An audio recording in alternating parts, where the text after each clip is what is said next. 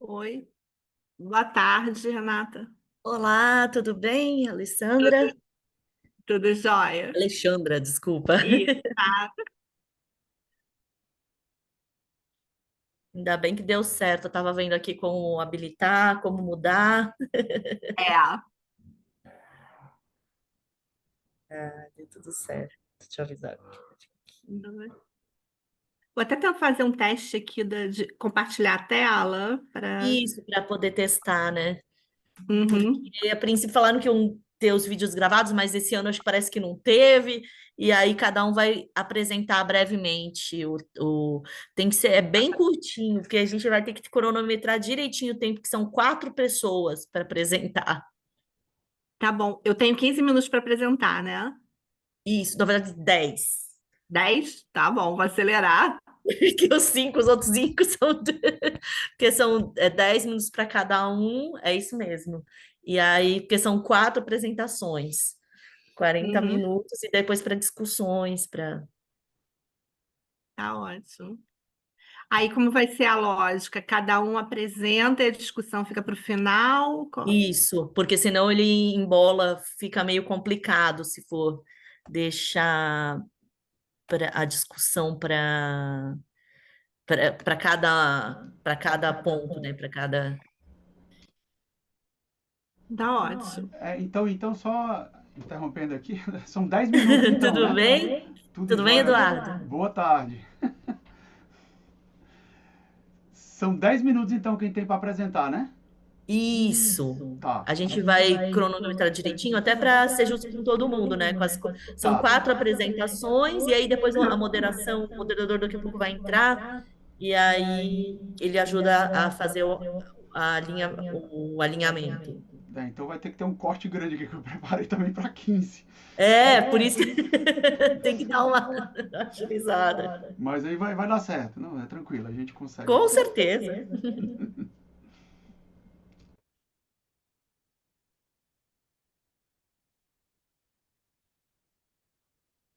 Deixa eu só ver aqui.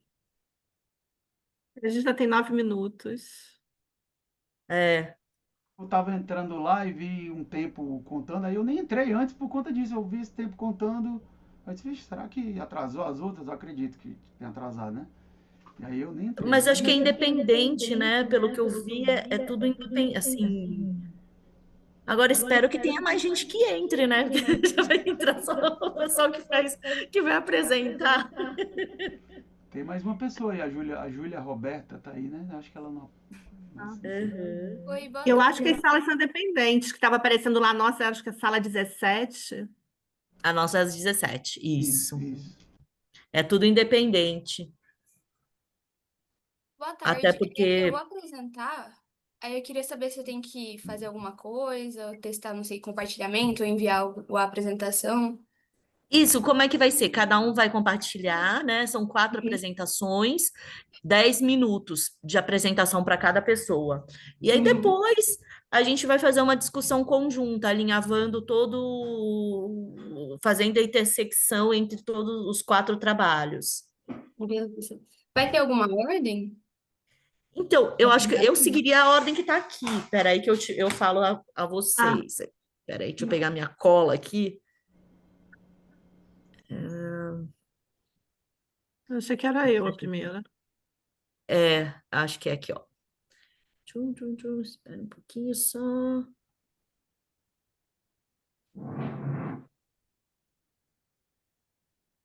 Um pouquinho só.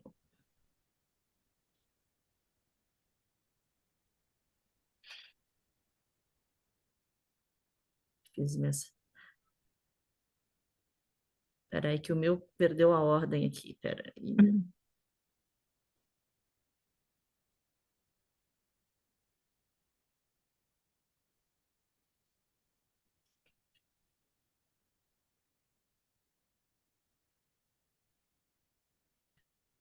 Achei. Primeira revisão sistemática, né? Pera um pouquinho só. Ué, cadê os nomes aqui?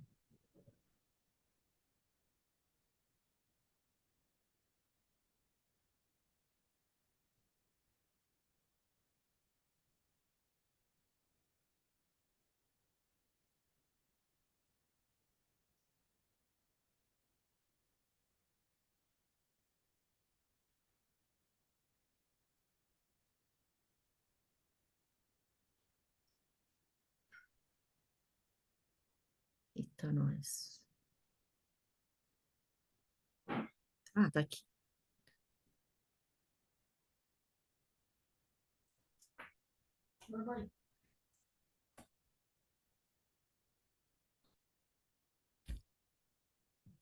Ó, vamos lá. O primeiro trabalho,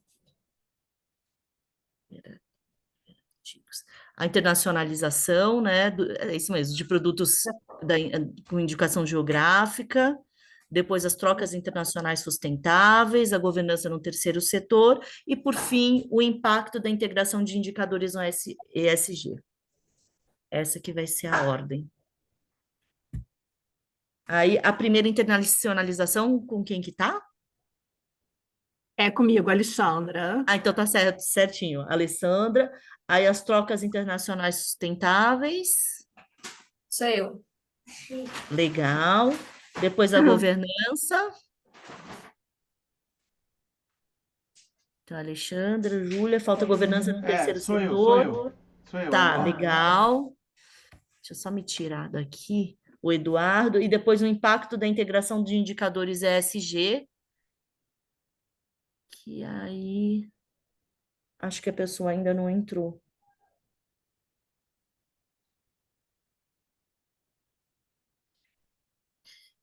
E aí,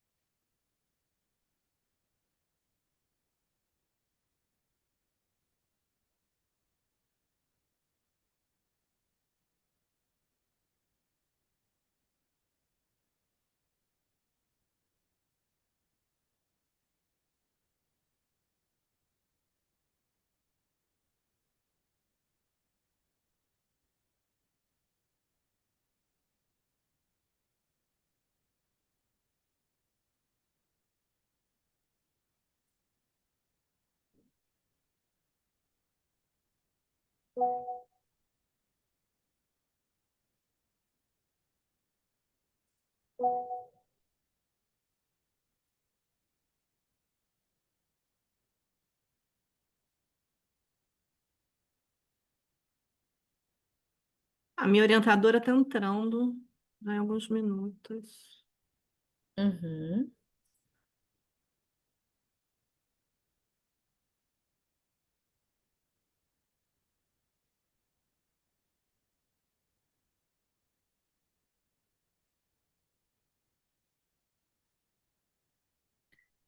Tô vendo se o Jefferson também está entrando, que era quem.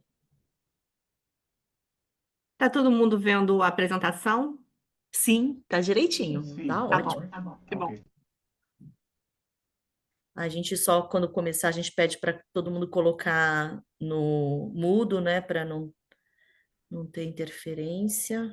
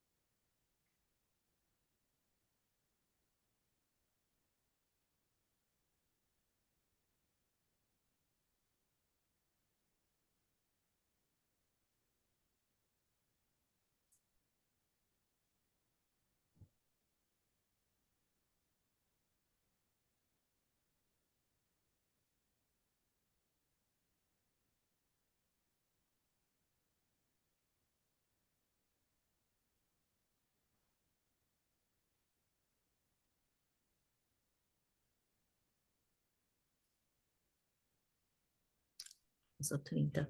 Eu vou começar, então, só me apresentando para esperar todo mundo entrar, as outras pessoas entrarem, né? E é um imenso prazer recebê-los aqui nesse espaço virtual. Eu sou a Renata Nagai, atualmente eu sou empresária, mas também eu tenho mestrado acadêmico na área de estratégia, né? E estou engatando aí um doutorado. E é um imenso prazer, assim, eu tenho uma vasta carreira tanto no mundo acadêmico como empresarial, e hoje eu faço parte da liderança do Comitê de Empresas Familiares do INSPER, e é um imenso prazer receber cada um de vocês. Então, até para aproveitar esse tempo que a gente tem aqui inicial e mais uns 4 minutinhos, eu queria que as pessoas que forem apresentar o trabalho fizessem uma breve apresentação de quem vocês são, só para aí depois a gente começa com a sequência de cada um apresentando 10 minutos e no final a gente consegue fazer uma discussão final. Boa tarde, boa tarde. O Jefferson. Oi, Jefferson, tudo bem? Tudo bem com vocês? Tudo ótimo também. Aproveitei aqui para me apresentar, eu sou Renata Nagai, e aí a gente conversou como vai ser a dinâmica. Teremos uma apresentação de 10 minutos de cada um dos artigos, e depois dessa apresentação a gente faz uma discussão conjunta. Até a gente estava aproveitando esses agora 2 minutinhos, te queria só o nome das pessoas que vão apresentar, né, e de onde são para a gente contextualizar, e aí a gente começa com as apresentações. Daí a primeira vai ser a Alexandra, né, Alexandra? Isso. Boa tarde, pessoal. É um prazer estar aqui com vocês. Meu nome é Alexandra. Eu trabalhei 25 anos na IBM e agora eu estou na PUC do Rio. Fiz mestrado em administração na área de estratégia e estou fazendo doutorado na área de organizações. Ótimo. Aí eu vou Júlia? apresentar o Prazer, Alexandre. Prazer.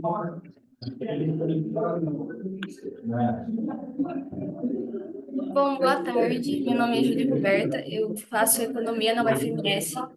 Eu estou no 6º período atualmente e eu vou apresentar o segundo artigo logo depois. Boa tarde. Minha vez, né? Boa Eu acho que tarde. alguém está com... agora deu certo. Boa tarde, pessoal. Me chamo Eduardo. Eu sou da Universidade Federal do Ceará, sou professor efetivo lá, sou professor adjunto.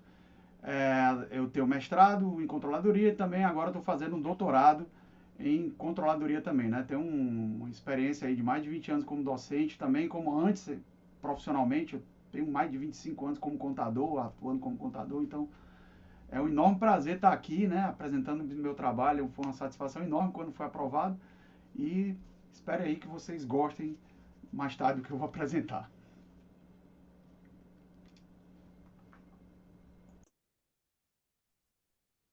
E agora tem mais uma do último artigo, será Verivaldo? Verivaldo é lá da... ele saiu. Verivaldo é um colega meu do doutorado. Ele deve ter entrado na sala aí. Ele tá aqui na Bom, USP, tá aí na USP, então né? a gente tem os 3 primeiros artigos, né? A minha proposta até para a gente obedecer o tempo, a gente controla o tempo direitinho aqui, a gente passa, e se a 4ª pessoa, porventura entrar, daí a gente consegue concatenar e incluí-la nessa nossa sequência. Combinado? Tá ótimo. Então, Posso vamos para começar? Alexandra. Boa tarde, pessoal. Então, esse artigo que eu vou estar apresentando, ele é baseado na minha tese de mestrado, que foi defendida agora em março na PUC. Então, o tema é internacionalização de produtos com indicação geográfica no setor de açaí, um estudo comparativo da UCBET Sambazon. O trabalho tem até a co-orientadora, que é a minha professora Clarice, que infelizmente não conseguiu entrar. O contexto é que a crescente valorização global de produtos de origem certificada tem sido valorizada nos últimos tempos. Os consumidores buscam autenticidade, rastreabilidade e sustentabilidade. A relevância do açaí tem crescido nos últimos tempos, principalmente por ser um produto amazônico, símbolo da identidade territorial. A gente já tem 3 certificações registradas hoje, e a expansão internacional começou nos anos 2000, associada a um estilo de vida saudável. A dimensão econômica, um mercado em forte crescimento. A produção nacional é no estado do Pará, como a gente está acompanhando hoje na COP, e tem grandes desafios no mercado internacional. A lacuna de pesquisa que a gente trabalhou foi porque as pesquisas de produtos com IG concentram-se na Europa e no Brasil, no Nordeste e no Sudeste. É pouco explorado os produtos amazônicos. O objetivo do trabalho é investigar e comparar o processo de internacionalização de empresas produtoras e comercializadoras de produtos com indicação geográfica. E a nossa pergunta de pesquisa é: como empresas produtoras e comercializadoras de produtos com IG se internacionalizam? Vou passar rapidamente pelo referencial teórico para a gente usar o nosso tempo. O que eu utilizei foi internacionalização de redes de relacionamento, empreendedorismo internacional, modos de entrada, internacionalização de produtos com IG. Eu passei tanto pelos artigos seminais como pelos atuais, pelos recentes, nos temas de internacionalização e redes, evolução das perspectivas de redes, empreendedorismo internacional, tipologias e novos modelos e Born Globals. Agora, modos de entrada também foram utilizados seminais e artigos recentes e os fatores que influenciam escolhas de modos de entrada também. Internacionalização com IGs e os benefícios e impactos das IGs. A metodologia é a metodologia qualitativa, estudos de casos múltiplos para responder como, quando e por quê. Foi feita a triangulação dos dados, a unidade de análise são as empresas produtoras e comercializadoras de açaí, para responder a nossa pergunta central, que é como empresas produtoras e comercializadoras de produtos com IG se internacionalizam. Os critérios de seleção dos casos foi em função da relevância, representatividade e divergência estratégica. A Sambazon é uma empresa americana criada em 2000, com foco em sustentabilidade, pioneira de açaí nos Estados Unidos. A Oakberry é uma empresa brasileira criada em 2016, com foco em expansão acelerada através de franquias.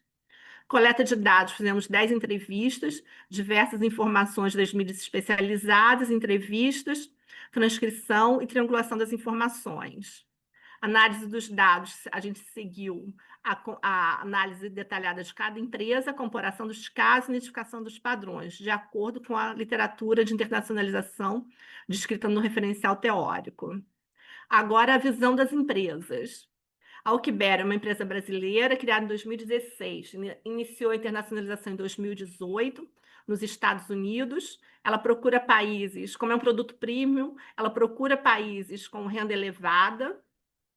80% da receita dela é internacional. Já a Sambazon, uma empresa americana, criada em 2000, iniciando a internacionalização em 2005, uma fábrica própria no Brasil, também está presente em mais de 40 países e busca a internacionalização através de feiras e trade shows com importadores e distribuidores potenciais. E uma coisa importante, a receita dela internacional é somente de 10%, e só 2% no Brasil. Aqui no Brasil, se você for procurar, é só no supermercado que você encontra. A base dela é nos Estados Unidos. Agora, continuando, os produtos são semelhantes entre as duas empresas, não tem muita diferença. O principal destaque é que a Oakberry é a líder global de franquias, enquanto que a Sambazon é a líder global do mercado atacado. As duas têm verticalização da sua cadeia de suprimentos, e a motivação de internacionalização é que a Oakberry foi buscar um mercado mais rentável fora do Brasil, que estava saturado, e a Sambazon começou a expandir a base dela de clientes também. E sobre modos de entrada, uma coisa importante é a Oakberry, ela tem mais de 900 franquias globalmente e ela procura buscar o mercado americano, assim como a Sambazon. Já a Sambazon está presente nos grandes supermercados e distribuidores e também agora está procurando o mesmo caminho da Oakberry, que são as franquias. Aí, comparando a Oakberry, Sambazon e empresas com IG, a gente entende o seguinte: empresas com IG, elas adotam estratégias convencionais de internacionalização, cooperativas, exportação tradicional, precisa de políticas públicas. O que elas procuram? A valorização de origem e identidade cultural dos produtos, e as limitações que ela é menos competitiva e a inserção global dela é mais restrita. As duas empresas, elas desafiam o modelo tradicional de IGs. Por quê? Elas rompem com o padrão. Elas não precisam de suporte estatal, nem de uma estrutura cooperativa. São empresas privadas de médio porte. Elas têm trajetórias diferentes, mas têm um sucesso. Que a Oakberry pode-se dizer que ela é uma Born Global, expansão acelerada e padronizada. Já a Sambazon, ela tem um modelo gradual e parcerias sustentáveis. O papel das redes do empreendedorismo é fundamental nas duas empresas e o papel do fundador também. O papel do fundador na Oakberry, ele é um cara com visão global que desde o início vê a empresa de forma internacional. Já a Sambazon é um americano da Califórnia que sempre buscou um mercado doméstico, que o mercado americano é muito grande. Só mais recentemente que ele procura expansão internacional. Comparando as três empresas, a Oakberry e a Sambazon são mercados premium, enquanto os produtos com IG valorizam a origem e o desenvolvimento local. A posição competitiva delas, como já falei anteriormente, a Oakberry é uma empresa global de franquias e a Sambazon é líder global no mercado de atacado. Já os produtos com IG procuram mais produtos nicho e autenticidade. O crescimento da Oakberry e da Sambazon é acelerado, já os produtos com IG é mais gradual. A verticalização da produção acontece na Oakberry e Sambazon e certificações é a forma de trabalho das IGs. A produção, o tempo de internacionalização é de 2 anos para a Oakberry, 5 anos na Sambazon e mais de 10 anos nos produtos com IG. E a presença global é muito significativa da Oakberry e da Sambazon, já os produtos com IG têm mercados selecionados. Os principais insights do nosso trabalho: a indicação geográfica atua como um ativo complementar, não como motor principal. A IG reforça a autenticidade e posicionamento premium, mas depende de redes, competências e vantagens específicas da firma. Empreendedorismo, redes globais e modelo de negócio inovador explicam o desempenho superior dessas empresas. A Oakberry representa uma exceção ao padrão das IGs, porque ela cresce via Born Global. Ambas as empresas convergem para estratégias híbridas e multicanais. Os casos da Oakberry e da Sambazon desafiam os modelos tradicionais baseados em governança coletiva e políticas públicas. Contribuição. O caso do açaí demonstra que inovação e redes superam barreiras institucionais, reforça o papel das vantagens específicas da firma da orquestração de redes no desempenho internacional. Amplia a perspectiva das redes, velocidade e sincronização organizacional. São centrais também para o setor agroalimentar.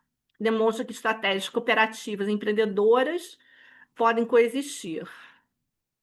Mostra que empresas agroalimentares podem seguir o padrão Born Global. A internacionalização de produtos com IG é multifacetada, não linear. As empresas analisadas redefinem o papel da origem, de símbolo local, no caso, açaí, parte para uma marca global de estilo de vida. Amplia a compreensão de estratégias contemporâneas de internacionalização de produtos de origem. Tem as limitações normais no caso casos de estudos múltiplos, que não podem ser generalizados estatisticamente.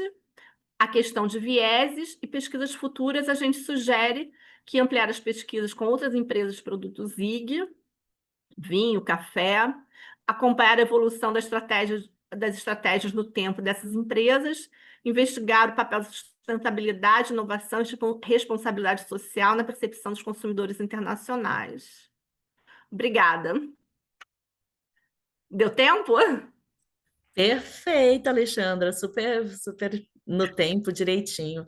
Então, agora a gente Acelerei. passa. Parabéns, viu? A gente passa para a Júlia agora, para os 10 minutos da Júlia, né? E aí a gente vai, já fiz alguns apontamentos aqui, eu acho que o Jefferson também, e a gente consegue depois discutir tudo junto.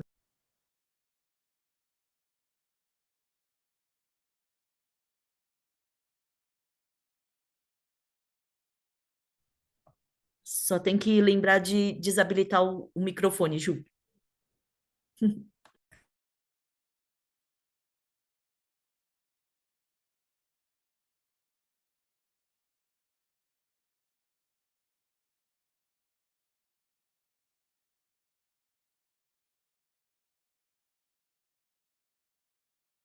Bom, tá todo mundo conseguindo me ouvir? Beleza. Bom, meu nome é Júlia Roberta, como eu falei no início, eu sou acadêmica de Ciências Econômicas no sexto semestre. Eu fiz esse artigo em parceria com uma colega minha também, e sob a orientação do professor José Carlos Jesus Lopes e da doutora Paula, que faz parte também do Laboratório de Bioeconomia da UFMS. E o título do trabalho é, então, As Trocas Internacionais Sustentáveis, o caso do Estado brasileiro exportador de biomassas, Mato Grosso do Sul.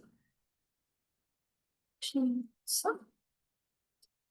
Bom, na introdução, para começar, a gente pensa muito sobre uma questão de contextualização, porque o Brasil ele tem se consolidado no cenário mundial como um dos países mais importantes no contexto do agronegócio, especialmente em produtos oriundos de biodiversidade e de recursos naturais também, como as biomassas. O Mato Grosso do Sul, então, ele entra nesse cenário também, até porque ele tem uma carga de exportações voltada para esse lado de biomassas e do agronegócio também. Ele, além disso, conta com uma aptidão natural e biodiversidade, destacando-se na exportação de commodities agrícolas, como eu falei. E esses produtos que ele exporta também compõem excessivamente as trocas internacionais via exportações e importações nas proposições científicas da bioeconomia como um todo. E as proposições científicas da bioeconomia vão ser consideradas pela literatura como alguns modelos produtivos alternativos baseados em recursos naturais renováveis. E eles vão falar que esses recursos naturais renováveis podem substituir os não renováveis. Então, a pergunta-problema que vai guiar esse estudo é como que ocorrem as trocas internacionais no estado de Mato Grosso do Sul à luz das proposições científicas da bioeconomia. Bom, falando um pouco da fundamentação teórica, a gente dividiu ela em três partes. A primeira falando sobre a parte da bioeconomia como um geral, depois a transição de bioeconomia para bioeconomia sustentável e falando um pouco sobre a questão de trocas internacionais também. Bom, a definição do termo bioeconomia não é um consenso no meio acadêmico, mas ela teve início com um precursor que foi o Georgescu Roegen, que ele defendia um novo arranjo produtivo, a exemplo da substituição dos recursos naturais não renováveis por recursos naturais renováveis. E depois dele, vários outros acadêmicos vão trazer algumas definições, por exemplo, Lewandowski vai falar sobre a questão de foco na sustentabilidade, o Dias e Carvalho Filho vão falar sobre a questão da biotecnologia, alguns vão falar também sobre a importância da geração de novos recursos, como as fontes biológicas. Então, são vários conceitos dentro da bioeconomia também que vão depender de como que o autor vai utilizar esse termo. Bom, agora na parte da transição da bioeconomia para a bioeconomia sustentável, a literatura atual ela vai considerar que as proposições científicas da bioeconomia clássica estão em uma transição e que as proposições científicas da bioeconomia sustentável precisam ser inseridas de forma efetiva em todas as cadeias produtivas de biomassa. Então, aqui foi analisado que as proposições da bioeconomia clássica levavam em consideração o produto final, que ele era sustentável, e essa transição para a bioeconomia sustentável considera o processo como um todo. Então, todo o processo de produção desse produto final tem que ser feito também de forma sustentável. Falando um pouco sobre a questão das trocas internacionais, que a gente vai falar no trabalho também, aqui é importante separar porque existem vários termos similares, como comércio internacional, comércio exterior, mercado internacional, trocas internacionais. Então, o que a gente vai focar bastante nesse artigo é a questão do comércio internacional e como as trocas internacionais dentro dele são importantes, principalmente a questão das importações e exportações. Falando um pouco sobre a metodologia também, a pesquisa tem um caráter exploratório descritivo, com abordagens tanto qualitativas quanto quantitativas. A abordagem qualitativa é uma pesquisa bibliográfica baseada em obras clássicas e recentes, e a ênfase quantitativa vai ser vai consistir em uma regressão linear simples, que envolve 3 etapas principais: a análise exploratória, estimação de parâmetros e avaliação do ajuste, que eu vou explicar um pouco mais para frente quando eu chegar na parte. Bom, primeiramente, para começar o estudo, a gente levantou alguns dados secundários da Semadesc do Estado e do Comexstat também, para pegar os números de importação e exportação do Estado, e com base nisso a gente calcular o saldo da balança comercial. E com base nesses dados, a gente percebe que as exportações, a gente pegou também de 2015 a 2024, um recorte de 10 anos. A gente percebeu que nesse período analisado existiu um crescimento constante e gradual das exportações e que as importações apresentaram um padrão, não foram tão padronizadas, apresentaram algumas inconstâncias ao decorrer do tempo. E uma coisa que poderia explicar esse aumento das exportações também é a questão do aumento da demanda mundial por soja e celulose. Aqui no estado veio uma empresa muito grande, que é a Suzano, produzir celulose. Depois veio a Eldorado, a Arauco vai vir para cá também. Então o estado está se desenvolvendo para virar como se fosse um polo de celulose. Então o aumento da demanda de celulose internacionalmente também auxiliou para que o estado tivesse mais facilidade com essas exportações de celulose. E a soja, que o estado também sempre teve como característica como produto exportado. Na parte da regressão simples, o que a gente fez foi utilizar um modelo básico econométrico, e como base a gente pegou como uma variável independente os anos e como variável dependente as exportações. Então, com base nisso, a gente queria saber como que os anos explicavam as exportações.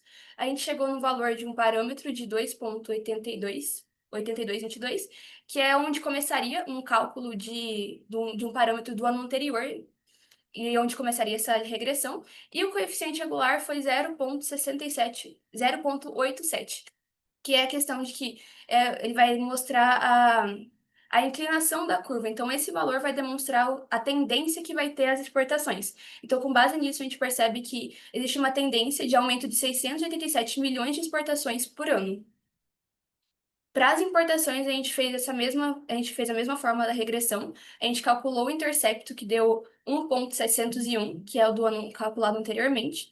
E como valor do coeficiente angular, nós temos 0,145. Ou seja, as importações têm uma tendência de crescer 145 milhões por ano.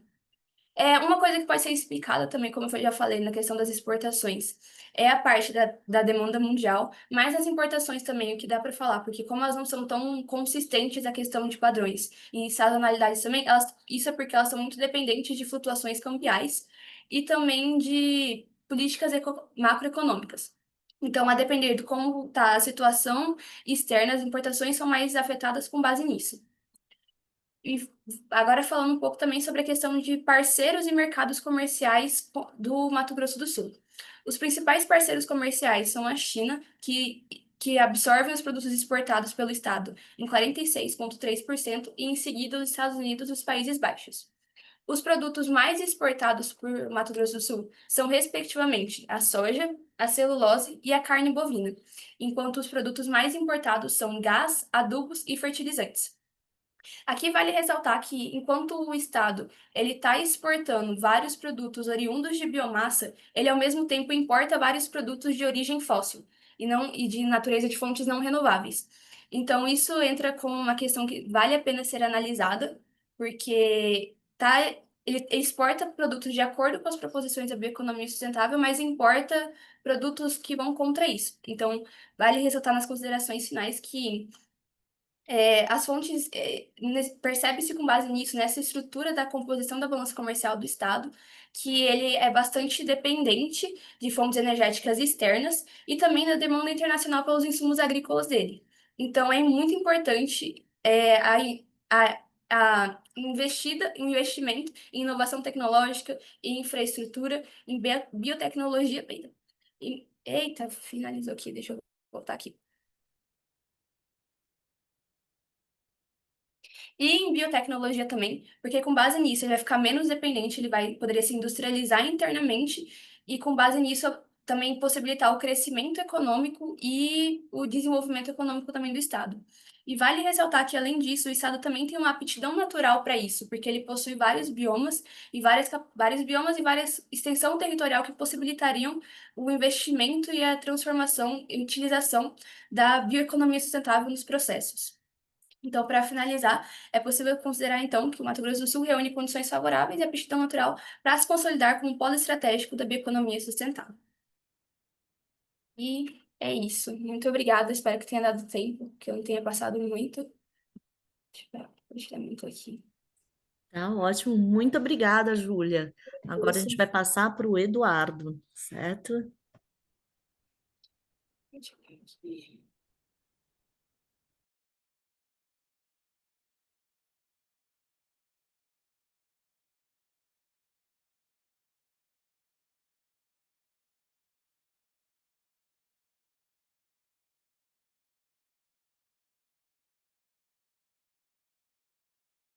Um minutinho, o que eu não consegui foi desativar aqui o áudio.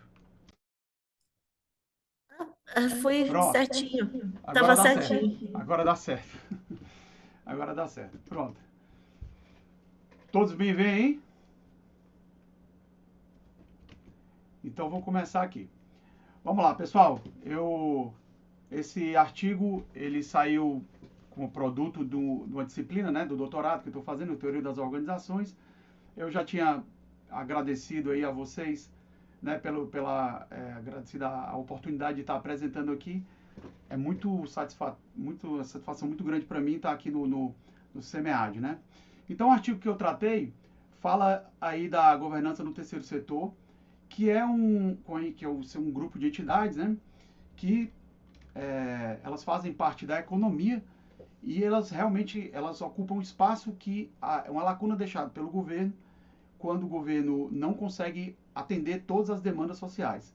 Então, esse trabalho começou por inicialmente, essa relevância socioeconômica, né? O terceiro setor representa um campo de magnitude expressiva, muito elevado, 4,27% do PIB, que movimenta em torno aí de 86,4 bilhões, né, de reais, e abrange aí mais ou menos em torno de 1 milhão de organizações da sociedade civil, né?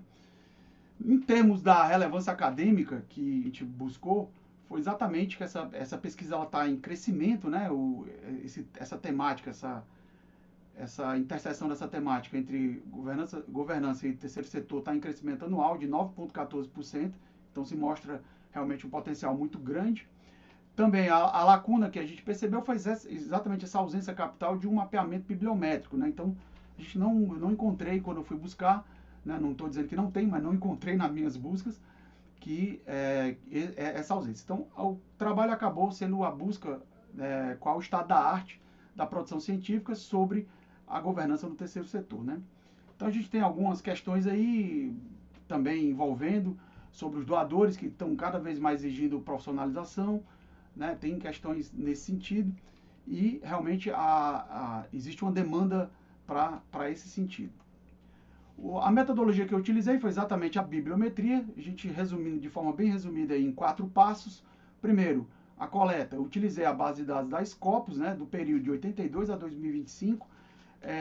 Uma situação importante porque só a Scopus, porque quando eu fui na Web of Science, em outras bases também, Spell e tudo, quando eu aplicava os minhas strings de busca, elas vinham com dados truncados e eu realmente acabei desprezando. O passo 2 foi que eu consegui captar aí 1.282 documentos. Depois desses 1.282 documentos, eu não trouxe aí também, mas está lá no artigo, são as strings, né? A gente levou esse resultado para o site Bibliometrics, que é um site que é um serviço do R, né? E eles fazem todos esses mapeamentos. E o problema agora é que vem muita informação e a gente precisa definir o que é melhor. E o VozView eu utilizei para fazer esse gerenciamento de rede. Então, o foco 4 aí foi esse mapeamento das estruturas sociais, conceituais e intelectuais. Né? Então, partindo direto para o resultado, né? Primeiro resultado que a gente começou a encontrar é exatamente essa questão da estrutura social desse clube fechado. Então, a gente tem uma primeira concentração autoral. Né? Apenas 10 autores publicam 85 trabalhos, isso aí meio que confirmando a lei de Lógica, né, que fala que poucos autores publicam muito, né? Então, o risco que a gente tem aí é esse risco de pensamento grupal, né? Esses autores acabam meio que definindo a agenda, né? Outra questão que a gente encontrou, que foi muito expressivo, foi a predominância de de trabalhos anglófonos, né? Basicamente dos Estados Unidos e do Reino Unido, com 70% da produção. Brasil, Índia e China com menos de 2%. Esses países todos juntos, menos de 2%. Então, a gente vê que as vozes do sul global, elas são meio que marginalizadas, né? E acaba não tendo muito espaço aí. Também é a questão de a colaboração internacional baixa, né? 14,4% para 43%. Isso acaba gerando silos, né? E o que significa? Significa que esses autores eles não se contribuem, né? Esses grupos não se contribuem. E esse insulamento epistêmico, que é o que a gente acabou nomeando aí, é exatamente essa questão dos autores. Eles se juntam e trocam ideia entre eles, mas não trocam ideia entre os grupos. Então, existe ainda uma lacuna, um espaço muito grande para haver essas trocas, e isso é que é a parte importante. Em relação a outro resultado que a gente encontrou, são muitos, tá? Mas eu estou trazendo aqui só alguns, em relação à maturidade intelectual. A gente saiu aí do o que é, né, para pesquisas mais descritivas que foram caindo, e partimos para o porquê, né, relações causais. Então, artigos explicativos e exploratórios, eles estão predominando agora, né? Então, o insight principal é esse aí: o campo supera a fase puramente descritiva e avança para abordagens integrativas, né, focadas na solução e de problemas complexos. Então, o foco aí foi realmente atrás desses problemas mais complexos. Como metodologicamente esses trabalhos foram produzidos, né? Basicamente, o foco principal é no survey, né? São esses questionários que são produzidos, foco mais tentativa de generalização, o estudo de caso, o qualitativo, mas o que realmente que foi a lacuna foi esses dois aí finais, estudos experimentais e métodos mistos, que os estudos experimentais em questões observacionais, né, falta ainda, né? Eu reconheço que estudo experimental ele exige muito recurso e acaba realmente sendo uma limitação para isso, mas existe uma lacuna, existe um espaço para que isso ocorra, né? Nesse ponto também do resultado, né, eu tratei aí o GPS do campo, né? Então, ou seja, acabamos trazendo esse mapa temático, né, em que ele separa em 4 quadrantes. No eixo Y aí está o desenvolvimento, né, o grau de desenvolvimento, a densidade, e no eixo X a relevância e a centralidade dos temas, né? Então a gente tem aqui os temas motores, né, basicamente aqui na tomada de decisão, né, accountability e governança, que a gente pode observar bastante. A accountability é uma teoria muito utilizada por eles. Outro aspecto aqui interessante como tema motor foi Covid-19, que expressa aí uma resposta que esse tipo de entidade dá para as demandas sociais, né? Aqui embaixo tem os temas mais básicos, né, que poucas pessoas, eles são extremamente úteis, né, mas poucas pessoas pesquisam, né, mas não está muito desenvolvido. Aqui, os temas de nicho, aqui onde há o maior risco de ocorrer agora me falhou o nome aqui. Depois eu me lembro aqui do nome. Aqui é muita coisa. Aí aqui corre, nessa questão dos nichos de tema, é que corre o risco da teoria da sinalização e as características que eles têm, esses pontos, e principalmente a parte aqui de transparência, né? Transparência, que é algo extremamente relevante para esse tipo de entidade. Aqui é onde corre o risco desse insulamento epistêmico, que é aqui onde os temas podem correr o risco de ficarem mais juntos e poucas divulgação de ideias.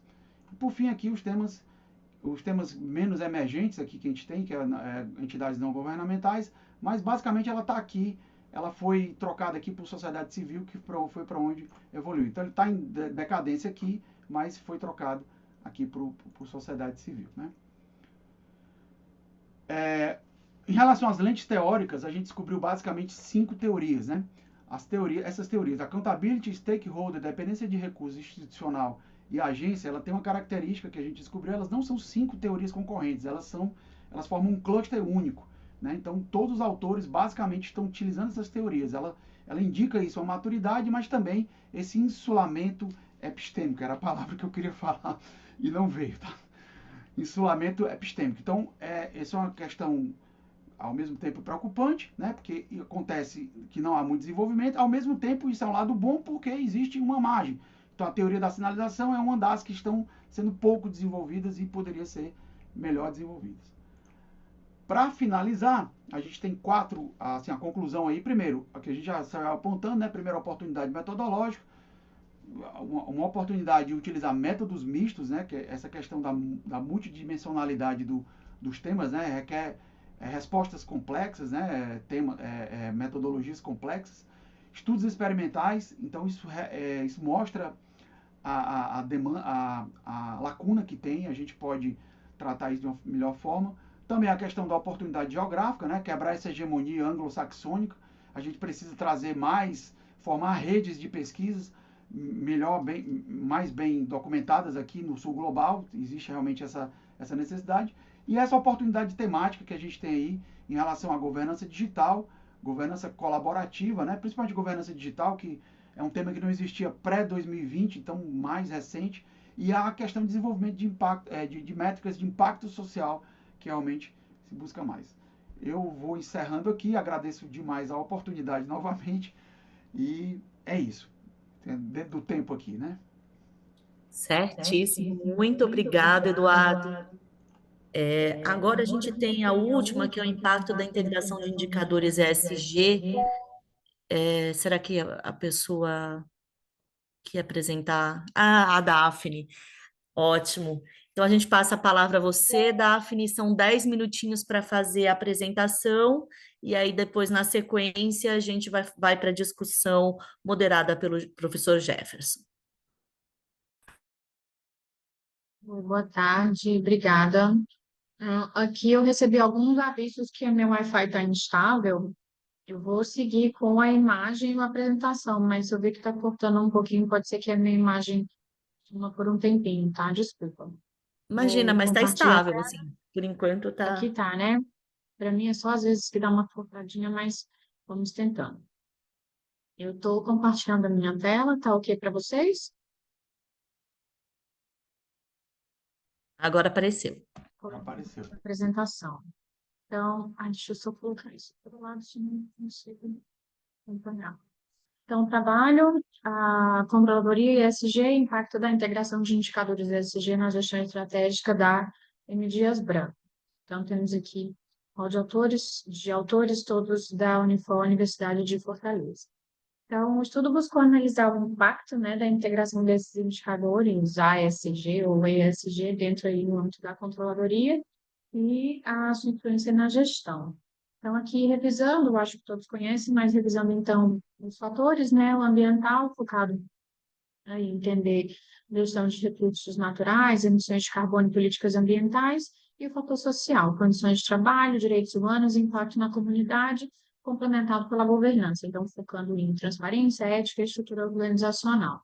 Como objetivo específico do trabalho, buscamos então identificar como é que esses indicadores estão sendo incorporados no processo de controladoria, avaliar alguns desafios, né, e benefícios da implementação desses critérios e verificar o papel da controladoria nesse caminho aí de investigação, monitoramento e reporte. Nossa pergunta central aí de pesquisa foi, então, como a integração dos indicadores ESG na controladoria impacta a gestão estratégica das organizações.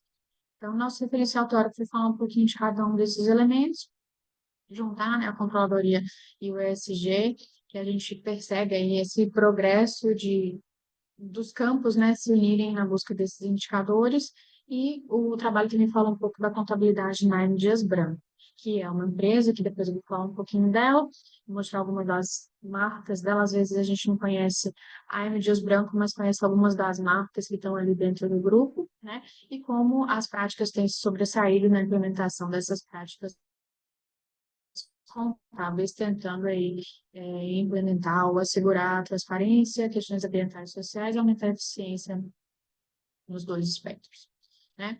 E aqui um pouquinho do que a gente já trouxe na introdução, só reforçando um pouquinho o que vai ser procurado medir em cada uma delas. E o que a controladoria busca fazer.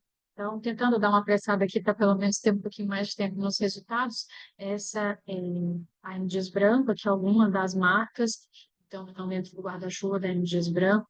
Aqui, ali tem trabalhos, né, de diferentes lugares do país. A gente está aqui em Fortaleza, no Ceará, muitas das marcas já são do nosso dia a dia, mas talvez vocês conheçam, né, Jasmine ou alguma outra, a Adria, Chester, Fit Food, está dentro aí desse grande ramo alimentício. Então, estudos de caso vai falar sobre MDS Branco, essa organização do ramo alimentício brasileiro, conhecida, pelo menos aqui, né, percebemos em destaque algumas das suas ações de sustentabilidade e governança. Buscou, então, entender o impacto da integração jovens desses indicadores e esse estudo teve como caráter principal, né, uma busca exploratória descritiva com pesquisa bibliográfica e dados secundários. Bem, passando um pouquinho, então, do que a pesquisa identificou e conseguiu mapear. A pesquisa mostrou um aumento tanto em seu patrimônio líquido quanto em seu passivo líquido. No período de 22 e 23 apresentou um aumento de receita, mas em 24 vocês vão ver, né, várias questões aí de 24, uma diminuição um pouco de receita, que pode sinalizar alguma alteração aí no cenário empresarial. Também estamos tentando entender, mas são dados recentes, estamos esperando aí o que vem pela frente para ver se foi um ano específico ou não. O crescimento no lucro líquido reflete esse período de maior eficácia operacional, pelo menos para 23. Já nesse outro gráfico, a gente consegue observar, né, a tendência ao uso de energia renovável, né, aumentou aí em 22 e 23, já com essa previsão de atingir 75% de energia renovável para 24. Reuso de água. Teve uma queda em 23, mas mantém essa tendência de crescimento. Também a busca de acompanhar, né, redução de emissões de CO2, vem buscando essa redução de forma consistente, né, esse progresso contínuo para alcançar a meta de redução de 20% até 2030. Também a gente buscou, né, ver os dados de acompanhamento para treinamento de compliance, aumentou em 70% em 22, 90% em 2024, certificações e selos de qualidade, né, as certificações dentro dessa área vem crescendo, números de violações em compliance caindo, a receita da empresa teve essa questão de 2024, né, que a gente está acompanhando, custos dos produtos vendidos, eles vêm numa tendência de queda. O lucro líquido da empresa teve o seu maior nível em 2023, 2024 já voltou a cair. Então, alguns desses dados foram acompanhados. E aqui um resumo geral, né, é que agregar, né, ESG dentro do âmbito da controladoria requer também um engajamento constante. Às vezes são dados já conhecidos, às vezes são novos dados para agregar nesse monitoramento, novas metas que às vezes, se não estiver bem dentro da estratégia da empresa, pode ser conflitante, né? Dependendo do que você vai atrás economicamente, não vai estar interagindo com o que você está buscando em termos de eficiência ambiental. Às vezes ajuda na parte de redução de custos, mas dependendo do que for, pode agregar ou ter mais gastos, né? Mas é preciso destacar a relevância desse assunto para o futuro da contabilidade, várias tendências de novos indicadores ou novos frameworks de análise, incluindo questões ambientais e sociais, e isso também é um tópico que deve ser inserido dentro da formação de futuros gestores especialistas na área. Então, isso foi uma visão geral aqui que a gente tentou trazer do trabalho, algumas das referências que temos na parte teórica, e é isso. Imagino que você vai fazer aí uma rodada de perguntas e interações, ficamos à disposição. Perfeito, agora eu passo a palavra para o Jefferson, para ele concatenar e animar um pouco a discussão aqui. Vamos lá, vamos lá. Gente, então, muito boa tarde. Sou Jefferson Lana, sou da Univale de Santa Catarina, professor de governança corporativa e de métodos. A gente tem basicamente dois nichos, né, de artigos aqui apresentados, né, dois mais voltados com internacionalização de empresas como um todo, ou pelo menos comércio internacional, vamos chamar assim, né, que não é, internacionalização não é o foco da Júlia, e a gente tem mais dois voltados para a governança. Eu vou passar um pouquinho, assim, passo a passo em cada um dos artigos, conforme eu fui lendo e quais foram minhas reações, tá? Se quiserem fazer alguma pergunta, se quiserem discordar do meu ponto de vista, vocês fiquem completamente à vontade. Isso aqui é um evento acadêmico e é para isso que a gente está aqui. A ideia de um evento acadêmico é apresentar e realmente entender as reações do público, como um mundo científico recebe as nossas descobertas, vamos chamar assim, né? Então, não é uma discussão de certo e errado, eu tenho razão, você não tem razão, é uma discussão de, eis aqui meu ponto de vista, talvez seja útil para ti, tomara que seja, vou me esforçar para isso, talvez não seja útil para vocês e até a próxima, a gente se esbarra em algum próximo evento por aí. Então, não tenho aqui a intenção, nem uma autoestima tão elevada assim, a ponto de achar que eu vou revolucionar o trabalho de vocês. Um trabalho científico normalmente requer aí 6 meses a 2 anos para chegar aqui onde vocês chegaram. Então, seria muito covarde da minha parte querer chegar aqui em 30 minutos de apresentação e dizer, nossa, eu sei mais do que vocês sobre o trabalho de vocês. Não é o caso. Então, vamos lá. Iniciar aqui um pouquinho falando sobre o trabalho da Alexandra. Muito bacana a tua trajetória corporativa, né? E aí vindo agora para mestrado barra doutorado, né? Seguindo adiante.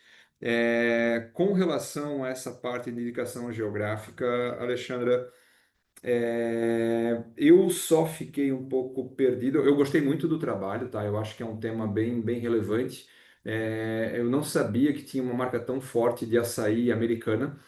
Então já começa me surpreendendo um pouco isso, né? Eu não sei se eles são americanos, mas atuam no Brasil, mas pelo que eu entendi, não, né? Pelo que eu entendi, eles estão nos Estados Unidos, é de lá para fora. Não sei se eles importam nosso açaí ou se eles já plantam lá, já estão com alguma modalidade desse tipo. Mas é importante saber, e essa escolha dos casos, academicamente falando, é uma escolha muito boa. Tu fosse muito feliz, tu e teus coautores, né, foram muito felizes aí em trazer um assunto que é relevante em internacionalização, juntando com duas empresas que fica plausível a gente comparar, né? Muitas vezes a gente quer botar lá num estudo de caso coisas muito distantes e acaba que não concorda tanto.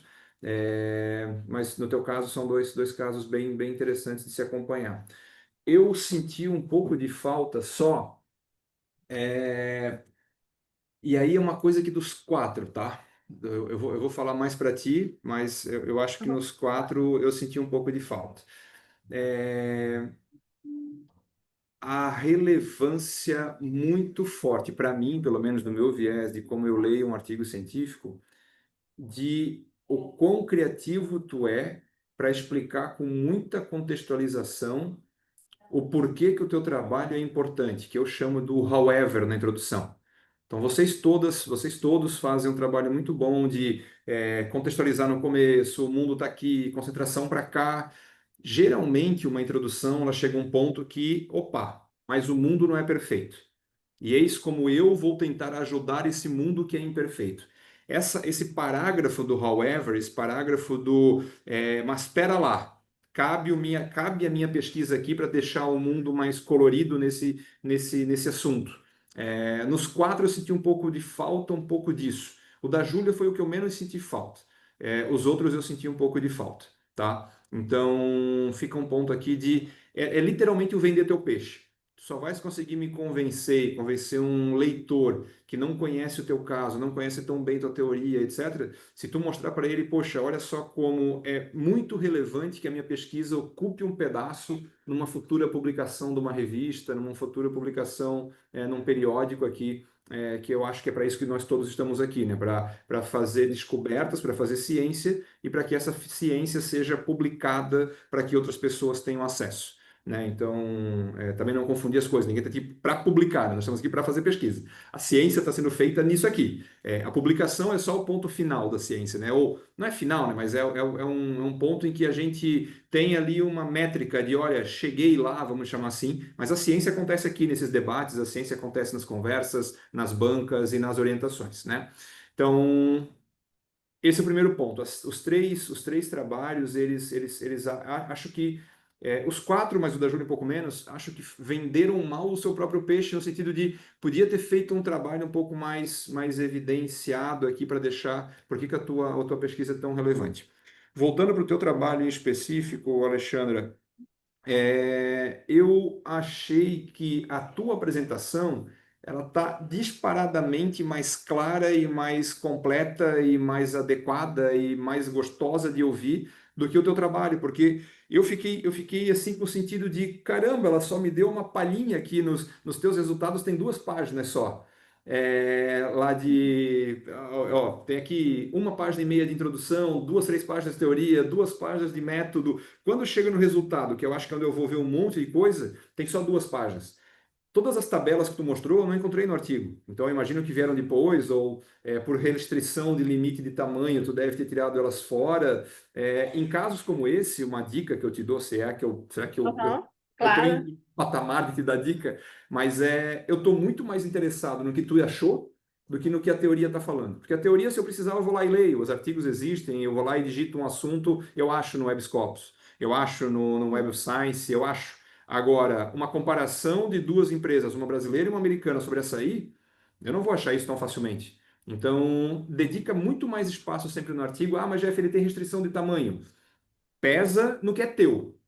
Deixa o que é comum, sintetiza. Poder de síntese no que é comum e mostra o que é teu. Eu acho que essa é a única dica, assim. Por exemplo, Jefferson, posso oi, fazer só um complemento rápido? por favor, na O hora. que eu gostei muito, e eu acho que isso de repente pode até ser trazido para a parte da introdução, que é porque ela fez uma diferenciação entre o Oakberry e a Sambazon e os produtos com indicação geográfica. Então a gente tem os produtos, eu não sei se todo mundo está na mesma página, mas os produtos ele tem uma bandeira igual, por exemplo, se a gente pegar a indicação geográfica em Champagne, na região da França, você tem uma região altamente especializada com produto premium e consegue vender isso. E a gente tem 2 empresas que elas não estão dentro e ela faz essa comparação, então a gente tem um potencial imenso. Eu acho que a grande riqueza tá, e aí concordo contigo, acaba ficando subestimado essa capacidade que a gente tem de alavancar esses produtos. Mas a gente está falamos muito de biomassa, de commodity, uma oportunidade muito grande de exportar algo com valor agregado e não somente commodities. Então, acho que é uma mensagem muito forte. Eu vi na apresentação dela, mas eu também senti falta na hora que a gente lê e contextualiza dentro do artigo. Ótimo, bem, muito, muito bem citado. E sempre cuidar também com esse ponto de apresentar o que tem lá. Em algum momento tu fala, oxe, então a indicação geográfica ele é um ativo complementar. Cara, eu sou de finanças originalmente. Quando tu me fala de ativo complementar, eu já, putz, eu adorei essa expressão. Vou no trabalho, dou um Ctrl F, ativo complementar. Não aparece nenhuma vez no trabalho. Então, tu puxa conclusões na apresentação que no trabalho não estão e que precisam estar, porque realmente tu fez um debate apresentado, oral, muito bom, Alexandra, para o trabalho que ficou só com 2 páginas de achado. Então, essa sim foi o meu único ponto assim com relação ao trabalho, digamos assim, um pouco mais de observação, né? Meu papel aqui é mais Aham, fazer tá essas ótimo. observações. A tua apresentação foi excelente, foi muito rica, e no trabalho tu não encontra, então tu não me dá nem muito a chance de debater. Por exemplo, eu estou até agora tentando entender essa parte, outra que tu falasse de toda a parte de orquestração. Na apresentação tu pesa bastante sobre a União Europeia, mas lá nos resultados não fala nada da União Europeia, só fala na introdução e na conclusão, na metodologia. Então, Uhum. acho que tu tens aqui um trabalho com um potencial super bacana. Trazer mais evidentemente, tu fala ali que tu fizesse, se não me engano, 10 entrevistas, não lembro se foi isso. Isso. Deixar mais. Apresenta essas entrevistas. Tu conseguisse conversar com 10 pessoas de 2 empresas grandes multinacionais. Pesa mais nas entrevistas, deixa eu ler o que as pessoas falaram, sabe? Acho que o teu trabalho vai ganhar muito. A ideia está adequada, o tema é muito bom. A forma de enxergar isso tudo é super moderno. Eu acho que tu tens um potencial muito bom aqui com as tuas ideias. E aqui entra um ponto que eu acho relevante, que não confunda a tua pesquisa com o teu artigo. Ah, Invariavelmente a tua pesquisa ela é muito maior que o teu artigo. uhum. E é perigoso quando é muito maior. Quanto maior a tua pesquisa é em comparação com o teu artigo, eticamente tu estás me privando de informação que eu queria ter, sabe? Como se fosse um Não, debate ético sim. aqui. Tu precisa me dessas informações. São informações ricas, são informações legais, são informações bacanas, são informações úteis para o tomador de decisão, são informações úteis para a teoria. Então, quando a assimetria entre pesquisa e artigo ela é muito alta, é um problema porque a, fica até difícil tu decidir o que tu vai botar no artigo, né? Então, eu acho que esse é um Ah, ponto, assim, de que tu tens que parar para pensar um pouco. E acho que, para finalizar um pouco aqui a minha fala e abrir espaço para quem quiser falar também, acho que o que eu faria no teu lugar, antes de eu começar a mexer no artigo, a primeira decisão que eu tomaria era, em posse da tua experiência de pesquisa, a tua ideia já lapidada, etc., é definir para qual periódico que tu vai mandar o teu trabalho. Porque se tu vai pesar num periódico mais de internacionalização, tu vai ter que pesar em determinados assuntos específicos. Se é um periódico mais de management, de forma geral, tu vai pesar outras informações. Então, antes de tu... agora dá uma insegurança, né? Mano, eu tenho um monte de coisa, o que que eu boto tudo aqui dentro? Então, acho que o estilo do journal vai ser um bom norte para ti. Vai ser um bom norte para ti. Não sei se já foi para submissão ou não, estou aqui falando como se eu conhecesse o caso, eu não Aham, conheço. Mas eu acho claro. que eu não tenho lugar. A primeira coisa agora é decidir para onde vai. Uma vez que eu decidi para onde vai, volta agora e começa a lapidar ele no formato dessa revista, com o tamanho. Eu faço isso com meus alunos, eu sou bem mais quantitativo, vamos chamar assim, né? Então, para a gente é muito fácil pensar em caixinhas, é libertador, né? Então, eu pego alguns journals e falo, cara, pega 10 artigos lá do assunto que não é o teu e vê, nesses 10 artigos, qual é o tamanho médio da introdução desse journal. Quantas páginas em média os papers desse journal têm de teoria? Quantas páginas em média tem de fundamentação? Quantas páginas tem de. Ah, Jeff, é perfeita essa métrica? Não é. Mas pelo menos quando eu vou mandar o meu paper para lá, o editor está recebendo algo com que ele está acostumado a ver. Então, ele não vai me rejeitar por estranheza. Talvez rejeite porque a ideia não é boa, porque os dados não são bons, mas ele não vai ter estranheza com o meu artigo, porque o meu artigo dialoga com o formato dos artigos da revista dele. Então, isso eu acho que é um ponto importante e também que pode te ajudar aqui, tá? Tá. Jefferson, brigadão pelo feedback, ajudou muito, eu vou considerar.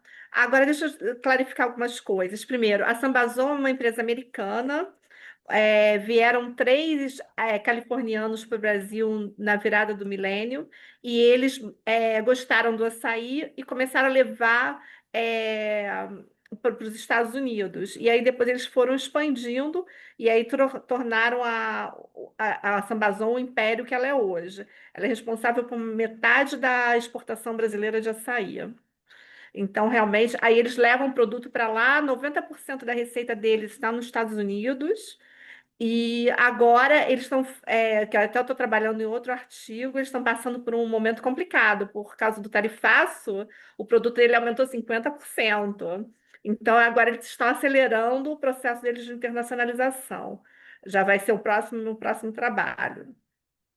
Aí, Deixa eu umas... perguntar. Oi, fala. Além do nome samba, né? Eles exploram a imagem de Brasil ou isso é subentendido que açaí é brasileiro? Mercadologicamente falando, como é que funciona? Não, eles usam a imagem do Brasil, principalmente da Amazônia, não fala nem tanto Ok, Brasil. ok, uhum, Usa muito. ok. Aí, outra coisa, você está vendo algumas coisas de achados que não estão no artigo, porque eu submeti para o Congresso em julho, e eu trabalhei até outubro para mandar para a revista. Então, por isso que eu estou mais evoluída e já incluí aqui. Aí, Perfeito. sobre revista, amanhã, até pelo Congresso, eu vou apresentar para a Revista Brasileira de Gestão de Negócios, que cai no shortlist. Show. Tá? Então, por isso que você já está vendo, e também o artigo para as revistas, eu estou indo com 10.000 palavras, aqui é mais restrito, então foi complicado na hora de enquadrar. E uma Claro. coisa que até uma dica boa sua foi que eu vou até atualizar amanhã para a revista, é a relevância, que eu vou colocar um chart na apresentação sobre a relevância que eu acho que vai ser importante amanhã para a revista. E é isso, muito obrigada. Foi ótima a discussão. Imagina. Obrigado também. Alguém Alguém mais? mais?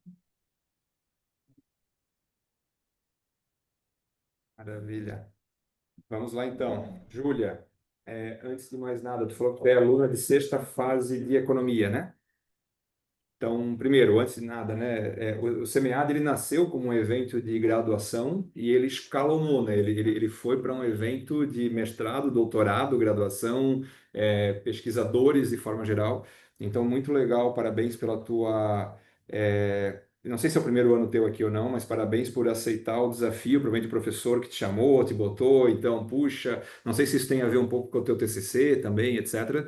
Mas, de qualquer forma, já te dá os parabéns, não só de vir aqui, apresentar-se super segura, super bem, eu acho muito legal, quando aluno de graduação vem com medo, né, vem preocupado, não dá nem para sentir. Se eu não tivesse ouvido tu falando, eu não ia nem imaginar que tu fosse de graduação. Já vi muito marmanjo de mestrado pipocar na apresentação e tu longe disso. Então, parabéns aí pela segurança e parabéns também por aceitar o desafio de entrar numa apresentação acadêmica, né, científica, eu acho muito legal. Com relação ao trabalho, né, eu não sei se ele faz parte de uma linha de pesquisas ou se é um trabalho que nasceu contigo e o professor foi contribuindo. O que me parece, assim, né? Então vamos aqui no que pode melhorar, digamos assim, a partir da leitura. Então, como eu te falei, a tua intro eu achei super bem sucinta e bem defendida, tá? Então, gostei bastante disso. O assunto é um assunto que pesa muito para o Brasil, então eu acho que é um nicho aí bem bacana de escolha. Eu acho que é um assunto relevante e que vai continuar sendo por muito e muito tempo. Então, fazer essas comparações eu acho super legal. Talvez eu senti um pouco mais de falta de por que exatamente fazer isso no Mato Grosso do Sul. Tu botas algumas informações ali que justificam que Mato Grosso do Sul tem ou não tem isso ou aquilo, mas talvez justificar melhor Mato Grosso no nível Brasil e mesmo em nível internacional. Internacionalmente, em outros estados, por que Mato Grosso é um caso a ser estudado, né? Por que olhar para isso é relevante? Ah, eu moro aqui, bacana, isso faz parte, né? A gente sempre vai querer ser saudosista, né? As minhas pesquisas são praticamente todas voltadas com empresas de Brasil também, então, mesma coisa, a gente conhece, está aqui, aquele home bias famoso, mas eu senti um pouco só de falta na intro de... eu penso o seguinte, meu, se eu fosse traduzir esse artigo e mandar para fora do Brasil, e quem fosse ler vai ser um americano que muito pouco conhece de Brasil. Então, além de conhecer pouco de Brasil, ele conhece muito menos de Mato Grosso do Sul, né? Então, como é que eu conseguiria contextualizar para um estrangeiro? Eu sempre penso assim, quando eu vou escrever um trabalho, é isso, como é que eu vou escrever para um sueco, sei lá, para um canadense que não está muito interessado em olhar para o Brasil? A gente se interessa em olhar para cima, nem sempre eles se interessam em olhar para baixo. Então, o máximo de contextualização possível aqui é necessário para gerar um engajamento. Eu, particularmente, sou um grande, grande fã da escrita do Adam Grant, que ele é professor lá da Wharton, foi meu professor, inclusive, um dos melhores professores que eu tive na vida, e ele tem um artigo bem famoso publicado no AMJ, que é o Setting the Hook, ajustando o anzol, que é onde eu fisgo a leitura no anzol. Então, se o cara começou a ler teu artigo, achou ali o however, maravilha, legal, e agora tu fala, vou te explicar o caso do Mato Grosso. Mato Grosso? Por quê? Por que eu tenho que ler sobre Mato Grosso? Então, faltou um pouquinho aqui de peso na introdução sobre isso, tá? Com relação às teorias, né? Não vai necessariamente para uma teoria, o que é uma prática comum em economia. Eu sou de ADM, então eu sempre estranho não achar uma teoria central assim, né? Mas também não vou dizer que está errado. Eu sei que na área da economia tem artigo que nem teoria tem, né? Introdução e métodos, já pulou direto, né? Então, fizesse ali uma revisão teórica, vamos chamar assim, uma revisão de antecedentes acadêmicos, digamos, e super bem escrito. Tu vai perceber ao longo da tua carreira acadêmica, que eu deduzo que ninguém que se envolve num seminário e na graduação não vai para mestrado. Então, tu já estás aí convocada para seguir para mestrado e doutorado, certamente. Tu vai perceber ao longo da tua carreira acadêmica que tu tens um vício de linguagem que na graduação é absolutamente normal e até esperado, que é se apoiar bastante no autor. Tu evita aparecer, tu vai escrevendo, olha, esse falou A, aquele falou B, aquele falou C. Próximo parágrafo. Esse falou A, aquele falou B, aquele falou C. Completamente natural. Na graduação, a gente até nem pede que o aluno não faça isso, pelo contrário, a gente quer que o aluno faça isso. Mas já que a gente está num evento aqui, talvez seja bacana tu já começares a se preparar para um futuro acadêmico, se é que é da tua vontade, trazer um pouquinho dessa escrita acadêmica, desenvolvendo, às vezes, soltando, sem necessariamente o autor. Traz o autor, cita, a ideia dele está clara no parágrafo. Agora deixa eu caminhar um pouco sozinho aqui. Deixa eu escrever uma frase, duas, em que eu vou mostrar para o leitor que eu entendi a ideia do autor e sou capaz de desenvolver e caminhar com as minhas próprias ideias. Então, isso só que eu senti um pouco de falta só. todos os teus trabalhos, tuas citações estão super bem feitas, trabalhos recentes, então tá tudo bem organizado aqui, muito acima do que se espera de um TCC. Tu nem no TCC estás ainda, né? Então, enfim, tô só pegando aqui porque é meu papel, tá, Júlia? Não me leva a mal, não. Bom, caminhando, a gente chega então na parte empírica. Eu achei que talvez, só talvez, não seria de má ideia, já que o modelo de vocês ele é relativamente simples, os dados não são de coleta complicada, talvez comparar um pouco o que aconteceu com Mato Grosso do Sul com alguns outros estados que tenham características um pouco agro também, sabe? Puxar um pouco, talvez, o próprio Mato Grosso em si, o próprio Paraná, talvez, puxar alguns estados aí que têm uma cultura agro relativamente forte. Para realmente ver, peraí, o Mato Grosso do Sul, ele é um caso isolado nesses meus achados, ou os meus betas aqui ficam bem próximos quando eu comparo com outros estados aqui da região.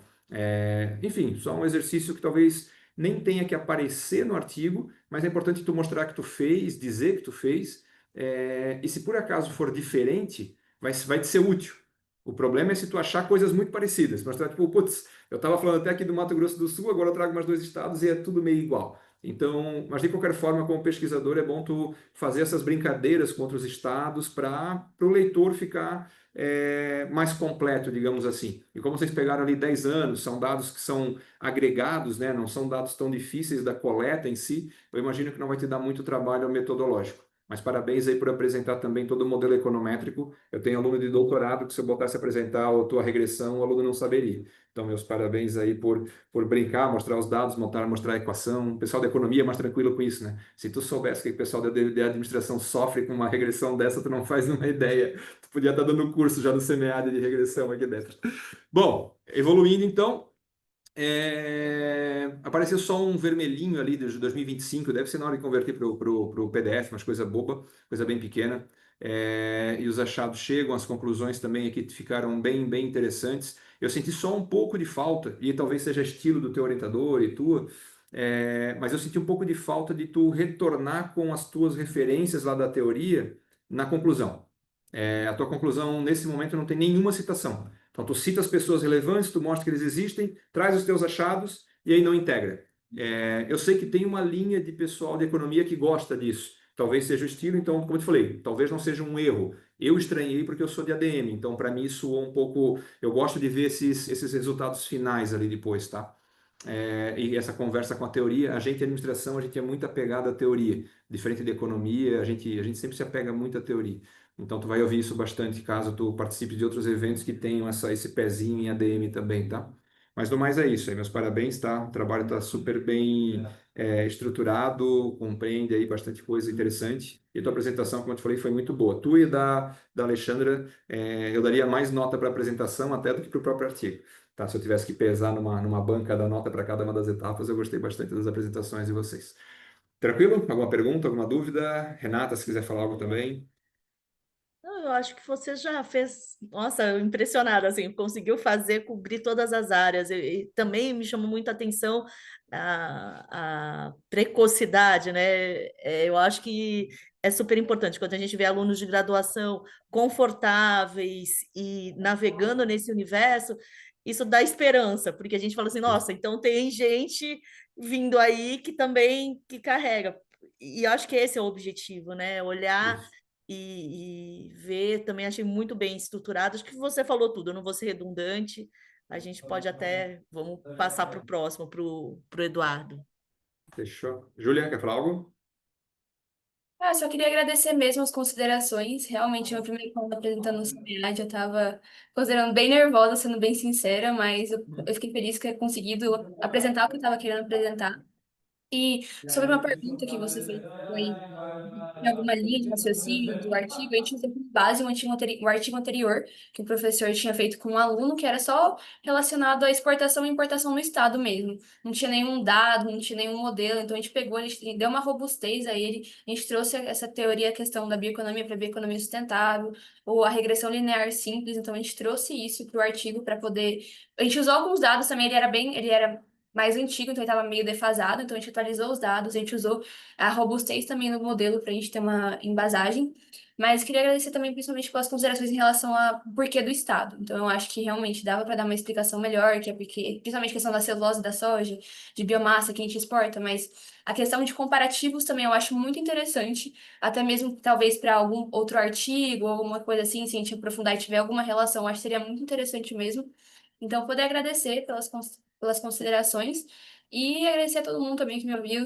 Obrigada por me elogiarem, porque realmente é muito importante para mim, que às vezes eu tenho muito pouca dificuldade, mas saber que tentar dar a cara a tapa às vezes, tipo, para poder tentar sair da zona de conforto também vale a pena. Então, agradecer por isso também. Perfeito. Tem uma frase que eu levo para a vida que é: se tu és a pessoa mais inteligente da sala, tu tá na sala errada. Então, se tu se destaca com muita facilidade numa sala, essa sala não é para ti. Tu tens que estar numa sala em que tu tens que apanhar, tu tens que sofrer, tu tens que, enfim, o aprendizado, infelizmente, a gente romancia de várias formas o aprendizado, mas ele é duro. Ele é bunda na cadeira, ele é final de semana, ele é isolado, ele é sozinho. Então, tem formas criativas e gostosas de aprender, tem, mas num nível de estricto senso, na maior parte das vezes, não vai ser tão delicioso assim. Ele tem algum sofrimento agregado, não é uma ode ao sofrimento, não é isso que eu estou querendo dizer, mas ele vai ter o sofrimento, tá? Então não é mais uma professora uma vez também falou: ah, mas é uma maratona. Não, não, não. Teve uma observação que foi: não é uma maratona. Maratona tu vai constante, estável e tu treina e se organiza. E é um conjunto de sprints. Tu vai dar um monte de corrida de 100 metros e vai acabar o fôlego, tu para, descansa, vai mais 200 metros, tu dá mais um fôlego. Ele é mais desordenado que uma maratona que é organizada. Então, bem-vinda aí à academia. De novo, não sei se é o primeiro, deduzo que sim, mas bem-vinda e espero que ano que vem a gente encontre aqui de novo, fazendo outras apresentações aí, tá bom? Vamos lá.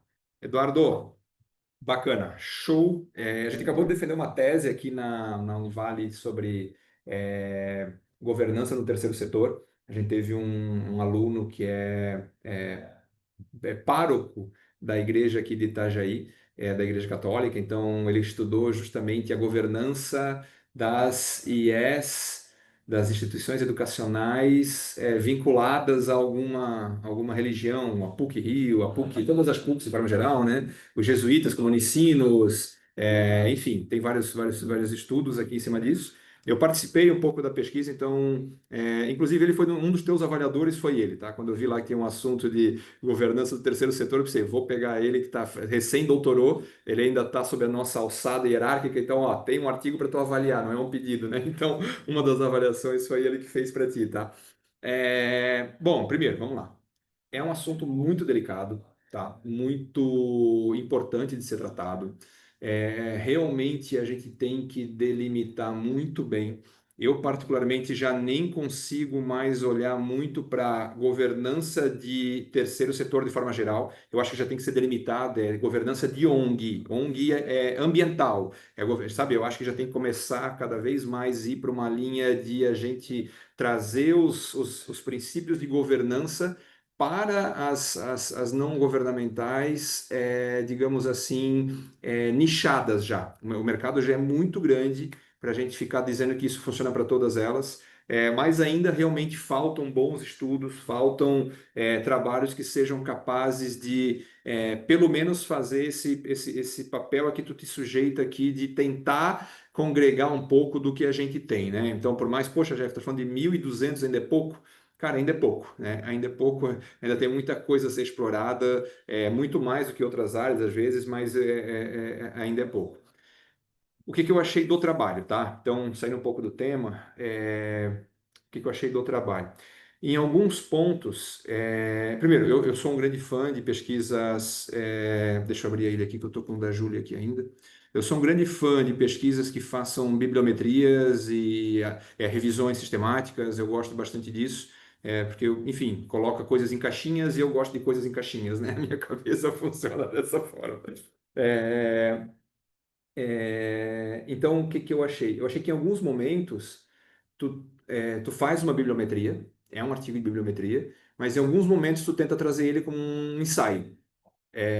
Eu achei que só teria aparecido isso na introdução, já vou te mostrar onde, mas às vezes aparece ao longo do trabalho também, tá? Então, por exemplo, logo na introdução, tu bota lá no título, né, que ele é um bibliométrico, mas aí tu traz assim, ó, o referencial teórico fundamentou-se em 5 teorias dominantes. Como assim, fundamentou-se? É uma bibliométrica, é uma pesquisa que tu vai jogar tudo para cima e vai ver como é que isso para na mão, né? Então, tu não tens, na minha visão aqui, necessariamente um estudo que se baseia. Tu tens uma busca científica exploratória que encontrou 5 teorias, que na tua apresentação tu mostra isso, lá nos resultados também, mas aqui a impressão que eu tenho é que como se tu já estivesse indo para campo dizendo que tu se fundamentasse nessas 5, então tu só vais procurar artigo dessas 5. E não é o que tu faz. E esse tipo de escrita, às vezes, aparece um pouquinho também na introdução, 2 vezes na introdução, que eu me lembro que eu tinha anotado aqui, não vou me lembrar agora onde, e um pouquinho lá na conclusão. Então, um artigo bibliométrico, ele tem um baita valor. Ele é um trabalho extremamente importante para quem é da área. Tu não pode tentar transformar ele em o que ele não é, que é um ensaio, ele não é uma revisão, ele é um bibliométrico. Ele é simples e direto. Pelo teu linguajar e teu vocabulário, eu percebo que tu não é tanto das caixinhas, né? Tu gosta mais do debate epistemológico, tu tens uma visão toda mais ampla, mais plural, e tudo muito bom, importantíssimo que um pesquisador tenha essa capacidade, mas o artigo bibliométrico, ele nasceu para ser bibliométrico. Ele não precisa ir além. Tu podes fazer outro artigo depois, tu podes fazer outro ensaio depois, mas o bibliométrico, ele nasceu para ser bibliométrico. Caso tu queiras fazer ele ser um pouco mais, e aí eu acho que pode ser válido também, cria um capítulo extra para ele. Ó, esses aqui são meus achados, agenda de pesquisa. Tá bem comum um artigo bibliométrico com agenda de pesquisa no final. Geralmente é mais sistemático, mas quando a pessoa quer mostrar, olha, deixa eu falar um pouco dos meus achados agora, deixa eu mostrar para vocês como eu analisei esses estudos que eu encontrei e deixa eu dar um pouco mais de tom pessoal, deixa eu aparecer um pouco mais no artigo, vamos chamar assim. Aí tu cria lá no final dele dos resultados, tu cria um capítulo extra de agenda de pesquisa ou interpretação dos achados, tudo bem. Mas na intro e etc., para quem é das caixinhas como eu, sou estranho, entendeu? Então, se eu fosse teu revisor aqui, já me perdeu na introdução. Tu não pode me perder na introdução. Tu pode se dar o luxo de me perder nos resultados. Tu não pode se dar o luxo de me perder na introdução. Se tu me perde na introdução e no resumo, tu não me ganha mais.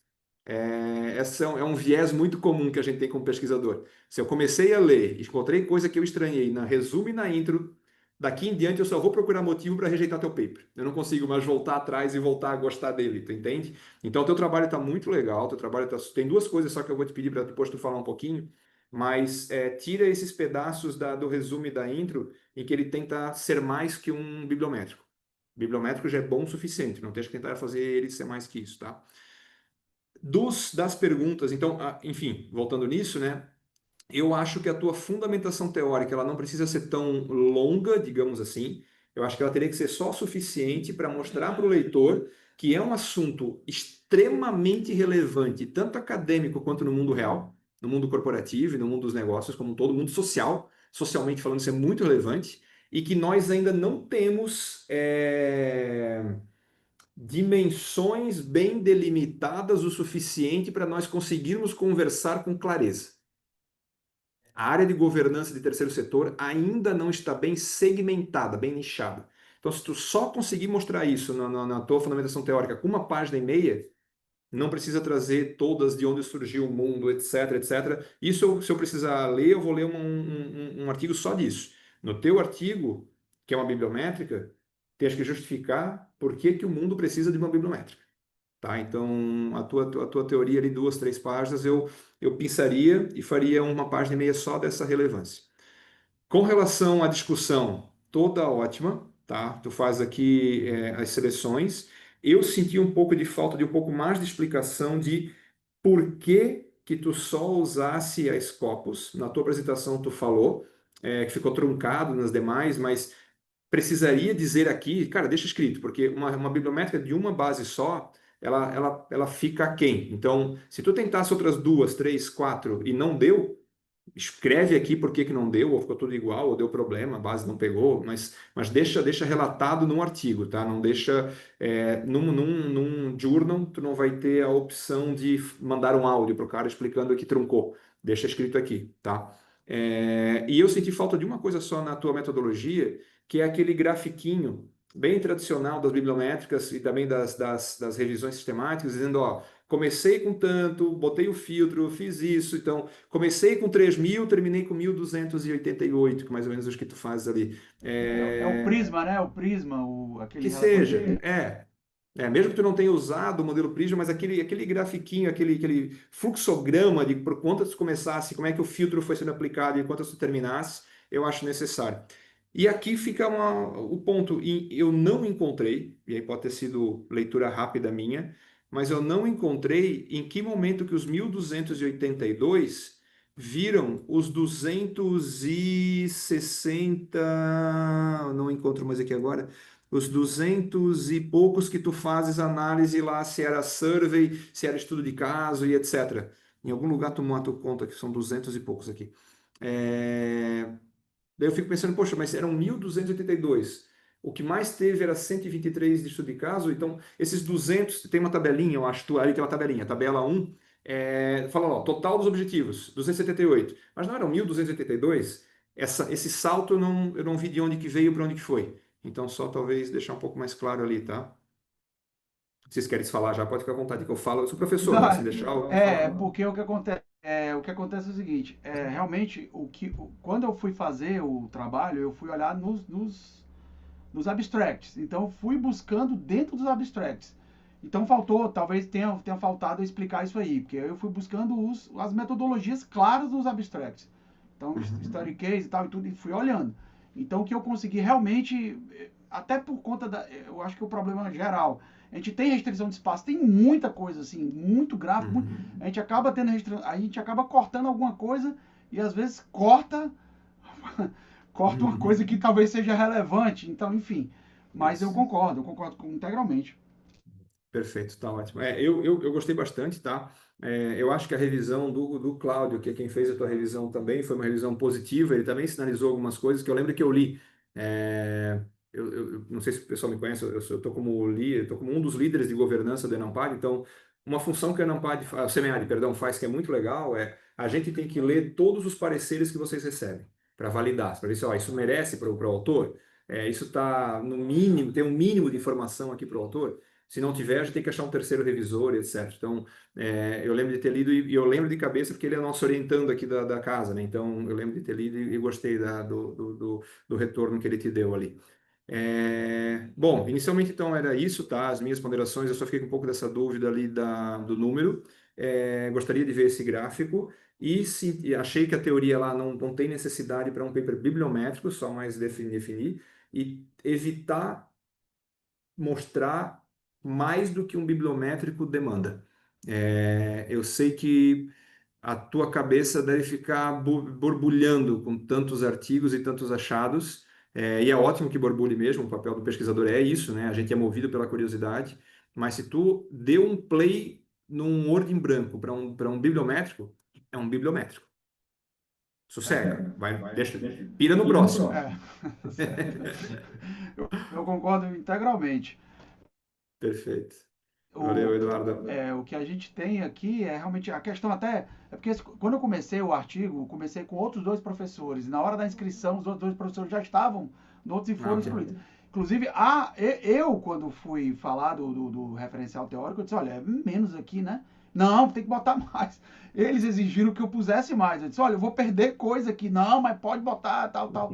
Enfim, são exigências dos outros autores que eu tô aqui sozinho, mas eu não produzi só. Tem outros professores que eles acabaram da disciplina lá, né? Então eles acabaram não entrando, né? Mas enfim, é Perfeito. isso. Obrigado. Bom, vamos lá, o último, mas não menos importante, Daphne. Eu também lembro de ter visto aqui as revisões. Um dos revisores foi professor nosso aqui da casa. Gostei bastante do teu trabalho, tá? Eu particularmente sou um grande fã de ver trabalhos acadêmicos usando dados secundários de grandes empresas, assim, sabe? Eu particularmente uso bastante isso.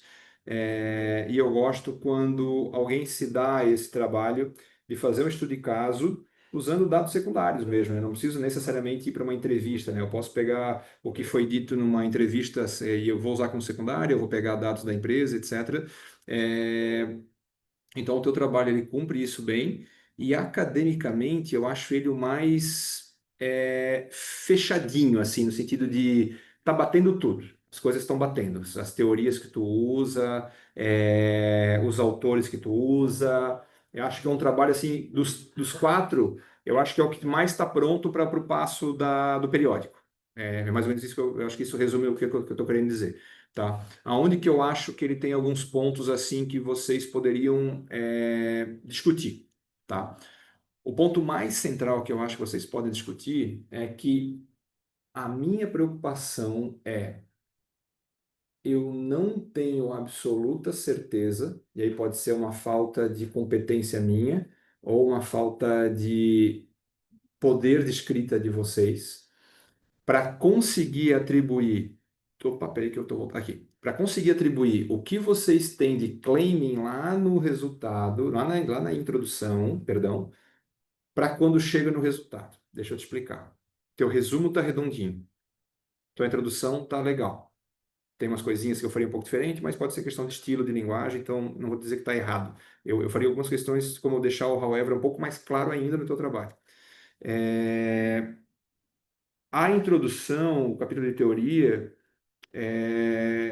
que basicamente é curto, né, mas precisa ter, tá interessante de ler. Tem um ponto só que eu não gosto muito, e aí é um pouco de viés meu, que é parágrafo com 2 frases. Eu acho que parágrafo tem que ter 4 frases, 4 a 5 frases. Eu, particularmente, gosto muito, muito, muito, muito, amo de paixão.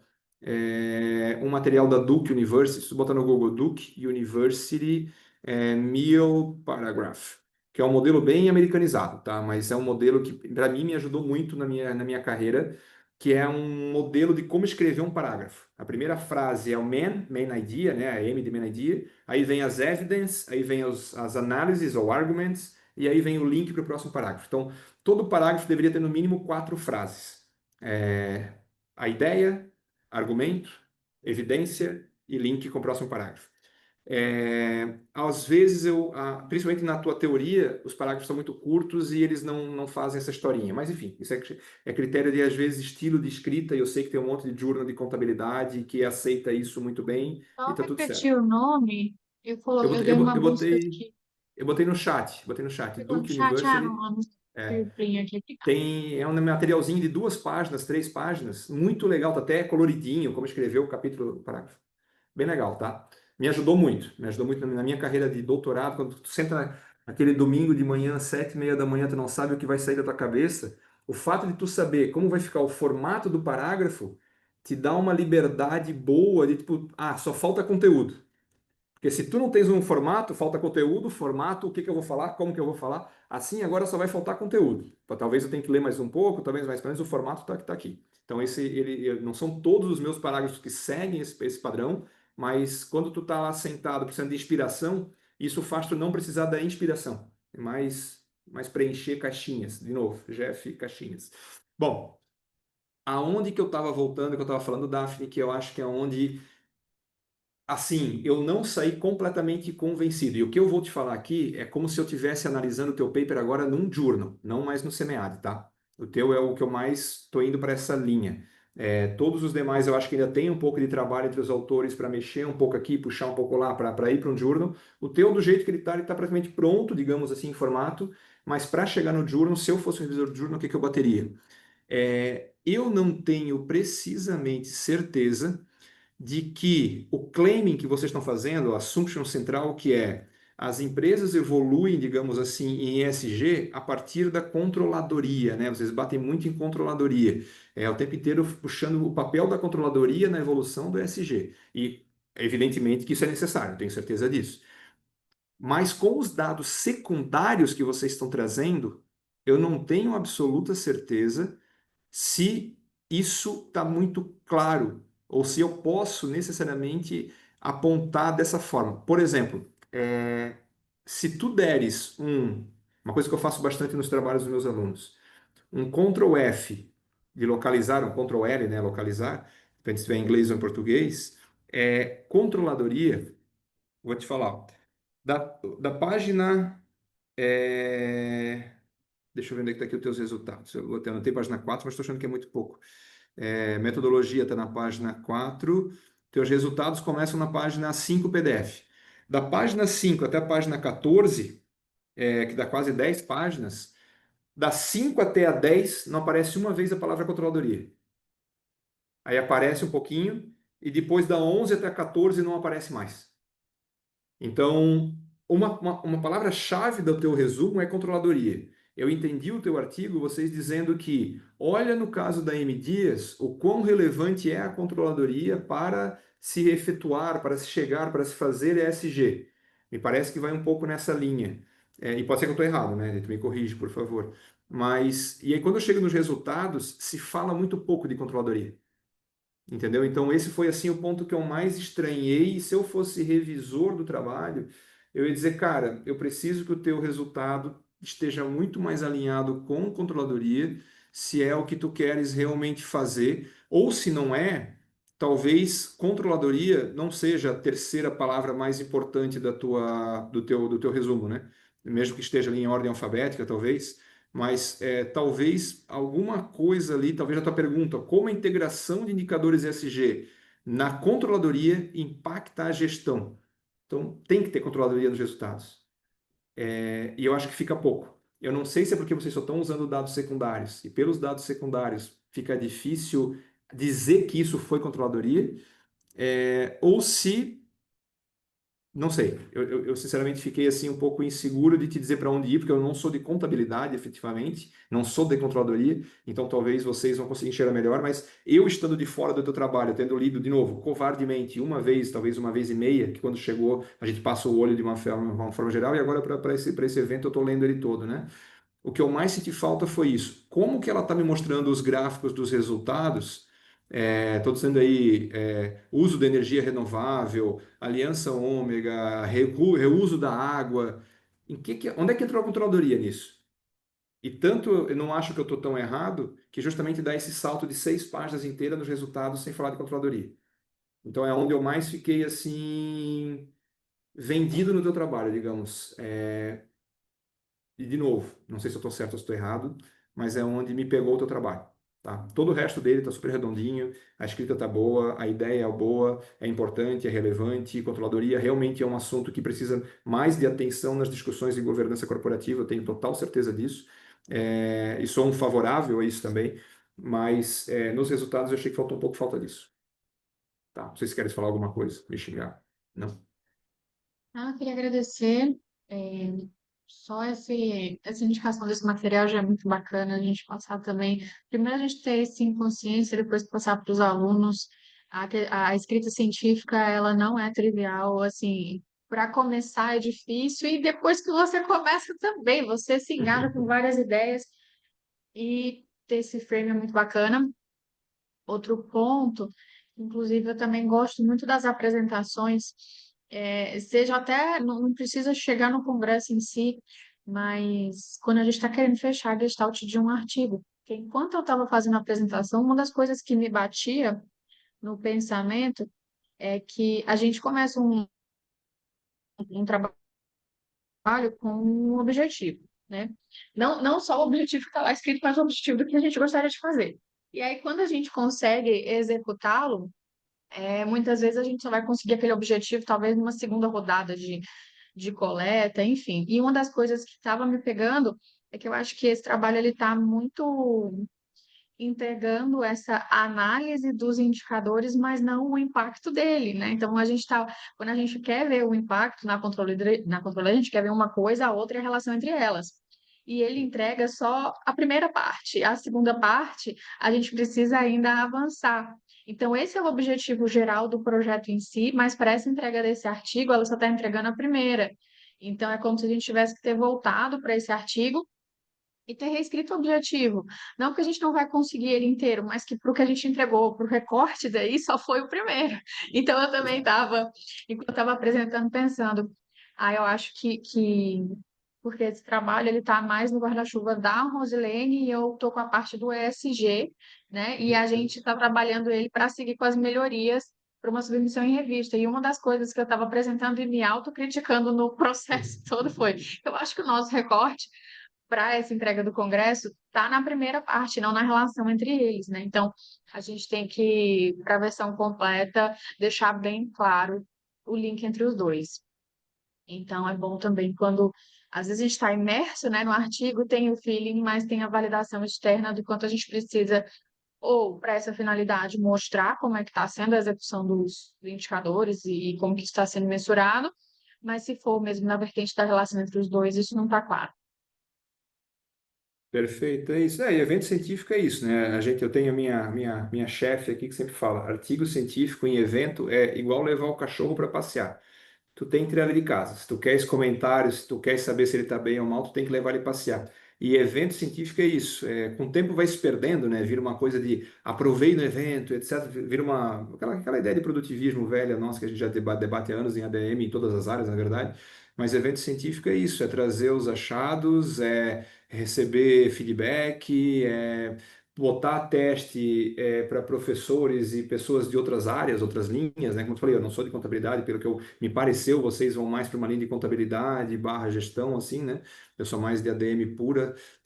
Ou se vocês são de ADM, vocês são mais de ADM controladoria, eu não sou, então, enfim. Então eu li ele bem assim, como eu fui lendo ele, fui encontrando que ele está numa característica bem já redonda para periódico. Eu já fui, como tu falou, poxa, eu sou curioso por controladoria, não entendo muito, mas eu gosto de ler a respeito. Caramba, eles pegaram a controladoria de uma grande empresa, então quando tu chega lá na frente e eu não encontrei, daí dá aquele ué, ué, ué, ué, poxa, ela prometeu e não veio. Se tu mudar o objetivo, não estás prometendo nada. Ou se prometeu e daí, mas eu realmente não consigo enxergar muito, por não conhecer todas as publicações que uma empresa faz numa CVM da vida, né, uma empresa de capital aberto como a M Dias, eu não saberia se alguma publicação dela, chega a ser pública mesmo, no caso, né, ela teria como fazer esse link. Talvez sim, eu que não conheço, mas eu achei só que faltou um pouco essa parte aí. Tá bom? A gente está caminhando para o fim aqui. Eu gostaria de super agradecer, Jeff e todos. Eu acho que a gente conseguiu cumprir a nossa missão dessa sessão e acho que é isso, é uma construção, né? Eu acho que cada dia que passa e cada discussão ele gera a reconstrução, você destrói para construir, como se fosse o aprendizado é uma espiral, né? Eu lembrei muito de você falando, Jeff, e eu fiz essa analogia, acho que a gente nunca está pronto, um artigo nunca está pronto, sua tese, sua dissertação nunca está pronta, tese também não, mas assim que a gente vai evoluindo, acho que o caminho é esse, nunca está pronto mesmo, para se a gente para a gente ter a oportunidade de se reinventar e correr atrás e conseguir ir refinando cada vez mais.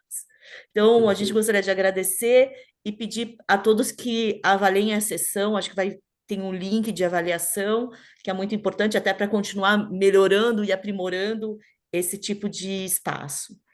Se alguém vai estar Obrigada. presente no SEMEAD, na quarta, às 4h30 da tarde, a gente tem outra sessão de governança. Então, se alguém estiver ali pela USP, 4h30 na quarta-feira, a gente tem mais uma sessão dessa daqui. Dessa daqui, isso mesmo. Daí são outras pessoas, eu acho que na quarta eu tenho uma outra agenda, mas nos encontraremos pessoalmente nas outras dentro do. E a gente aproveita para compartilhar os contatos, eu acho que é legal, se quiserem anotar e adicionar, porque esse momento ele é importante não só para a discussão acadêmica, mas para essa rede de relacionamentos, né? Isso que enfim, eu valorizo muito. Muito obrigada. Tem mais alguma coisa? Alguém? Não, obrigada. É isso, agradecer mesmo. Muito obrigado aí. Foi excelente aí as retornos. Acho que todo mundo teve essa percepção. E realmente vai melhorar bastante o meu Obrigada, trabalho. gente. Tchau, tchau. Obrigado. Bom evento. Obrigada. Valeu, gente. Tchau, pessoal. Tchau, tchau. Obrigada.